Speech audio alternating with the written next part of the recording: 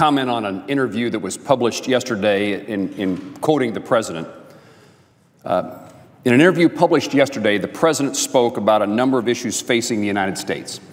And during that interview, he had commentary on terrorism, and he referenced the January attacks in Paris, France, in what I would describe as a very concerning way. The president described the attacks in Paris as, quote, randomly shooting a bunch of folks in a deli. The president's perception of the hostage-taking and murder of 4 Jews in a kosher supermarket, in that way, we ought to all be concerned. When he's asked to clarify the president's comments today, the White House stated that the Jewish victims of this attack were, quote, killed not because of who they were, but because of where they randomly happened to be.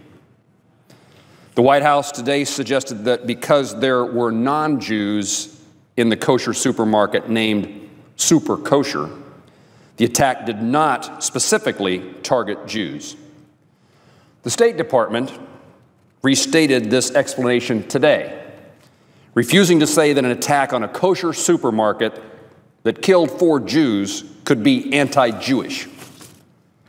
The absurdity of this logic is apparent. Let me give you a hypothetical. So if there is someone, if an attack occurs on a synagogue or on a church or on, say, the American embassy, are we really to accept the idea that it's just a chance that there is diverse people there, that somehow disqualifies the possibility that members of the group who were predominantly frequent that place might be targeted? In other words, if somebody who happens to work at an American embassy but's not an American is killed in an attack, would we reach the conclusion that an attack on our embassy is not an attack on America?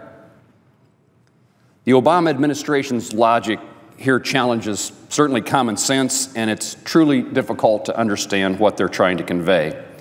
It is also contrary to the open source media reports on this attack. Reuters reported that the perpetrator of this attack had called a French television station to declare his allegiance to the Islamic State and stated his intentions to target Jews.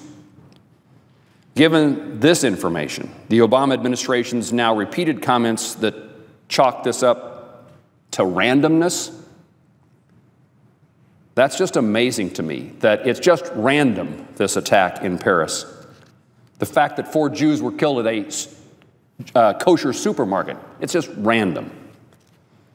It's dangerous for our government leaders to reach such a conclusion and for us to be operating as we make a determination how to proceed next in the war on terror to reach the kind of conclusions that the president, his spokespersons, and the State Department are reaching. The Islamic State, the organization that the perpetrators of the Paris attack claimed allegiance to, has made it a point to persecute various ethnic and religious minorities.